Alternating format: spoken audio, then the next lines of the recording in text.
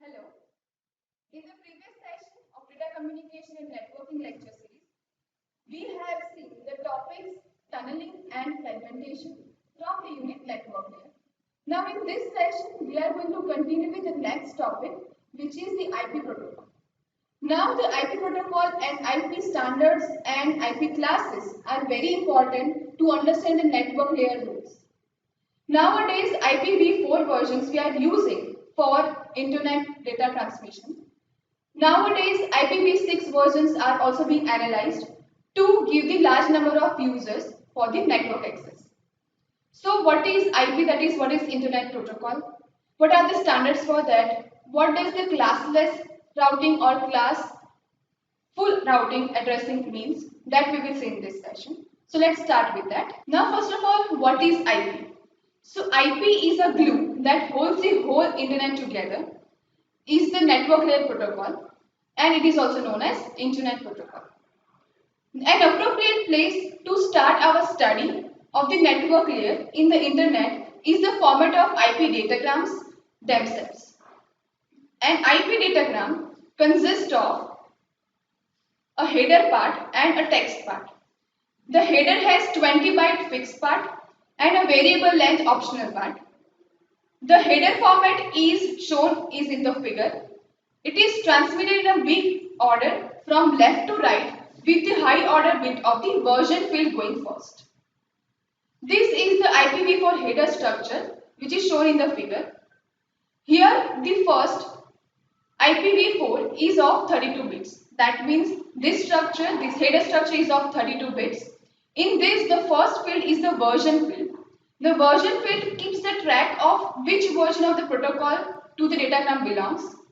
By including the version in each datagram, it becomes possible to have the transition between versions which take years with some machines running in the old versions and the other running in the new one. Currently, a transition between IPv4 and IPv6 is also going on. But as of now, we are seeing for the IPv4, that is IP version 4. Since the header length is constant, a field in the header, that is IHL, is provided to tell how long the header is in 32-bit words. The minimum value here is 5, which applies when no options are present. The maximum value of this 4-bit field is 15, which limits the header to 60 bytes, and thus the options field is to 40 bytes. For some options, such as one that records the route a packet has taken, 40 bytes is too small, making that option useless. The type of service field is one of the few fields that has changed its meaning over the years. It was and is still intended to distinguish between different classes of service. In practice, current routers often ignore the type of service field altogether. The total length includes everything in the datagram, both header and data. The maximum length is 65,535 bytes. Now the identification field is needed to allow the destination host to determine which datagram a newly arrived fragment belongs to. All the fragments of a datagram contain some identification value. Next comes the unused bit and the two 1-bit fields DF, where DF stands for don't fragment. It is an order to the routers not to fragment the datagram because the destination is incapable of putting the pieces back together again. For example, when a computer boots, its ROM, that is read-only memory, might ask for a memory images to be sent to it as a single datagram. By marking the datagram with DF bit, that is don't fragment bit, the standard knows it will arrive in one piece, even if this means that the datagram must avoid a small packet network on the best path and take a suboptimal route. Next is MF, which stands for more fragments. In this, all fragments except the last one have the bit set. It is needed to know when all fragments of a datagram has arrived. Next is the fragment offset. It tells where the current datagram the fragment belongs to. Next is the TTL, that is time to leave field, which is a counter used to limit the packet lifetimes. It is supposed to count time in seconds, allowing a maximum lifetime of 255 seconds. It must be decremented on each hop and is supposed to be decremented multiple times when queued for a long time in a router. When the network layer has assembled a complete datagram, it needs to know what to do with it. So here the protocol field tells which transport process to give it to them. Next comes the header checksum field, which verifies the header only. Such a checksum is useful for detecting errors, which is generated by bad memory words inside a router. So this algorithm is useful for error detection at the receiver side. Next is the header checksum, which provides the meaning to the error detection algorithms. Next is the source and destination address field, which indicates the network number and the host number. That means from where the data is being initiated and to where the data is to be transported. So this includes the source address and the destination address. Important, which is of 32 bits and which has these fields.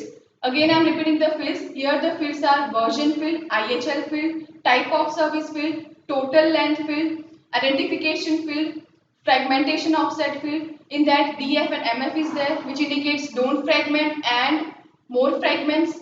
After that, TTL field is there, which stands for time to leave.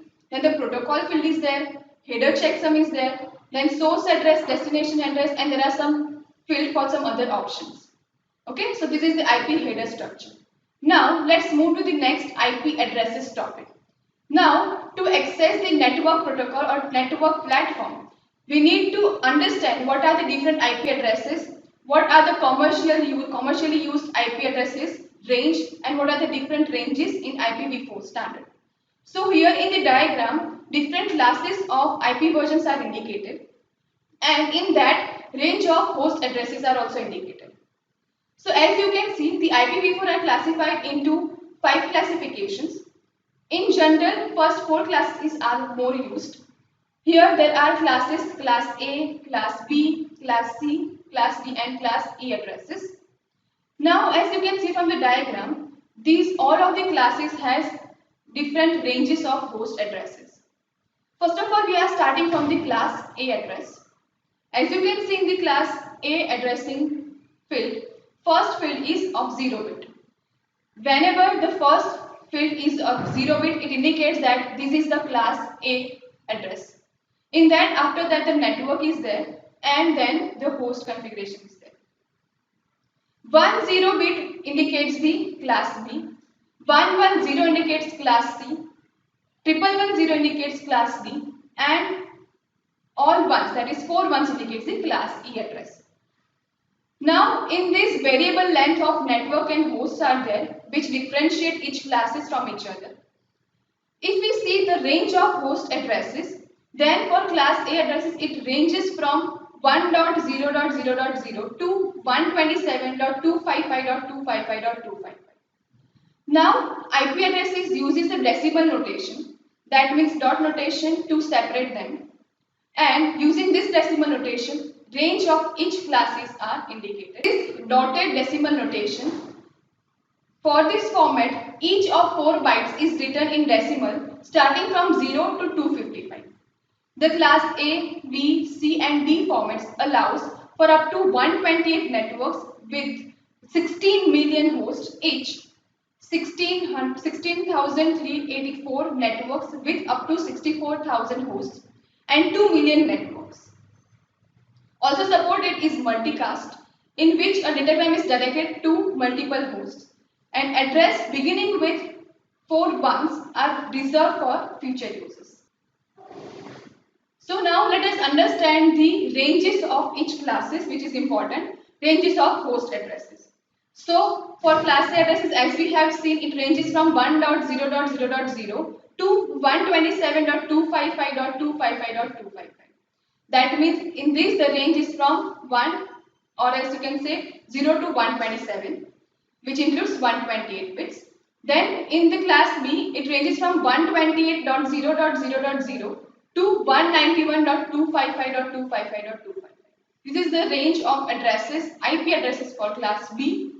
Then the next is class C. In this the range is from 192.0.0.0 to 223.255.255.255.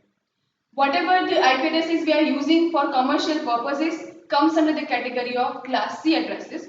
That means if you see the IP address of your computer, it will be something like this: 192.168.1.13, something like that, or else 192.168.101.1. So starting from 192.168, this indicates the commercial used IP addresses.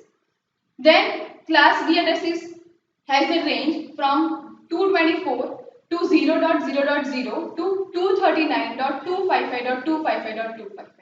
That means in this range, whatever the IP addresses are there, that comes in the category of class D. Then the last is class E, which is reserved for future uses, has a range 240.0.0.0 to 255.255.255.255. Now these IP addresses and its range for each and every classes are important to understand and important to remember. Now, as in these different classes are used for the range of IP addresses, this is called as class pool addressing. That one is also classless routing or classless addressing scheme, in which different classes are not there, but according to the requirement, the network assigns the addresses to particular network. So I hope that IP addresses and the header structure of Internet Protocol is clear to you now. These are the references. Thank you. Thank you for listening. In the next session, we are going to continue with the chapter network layer only, and we will see different addressing strategies for that. Thank you.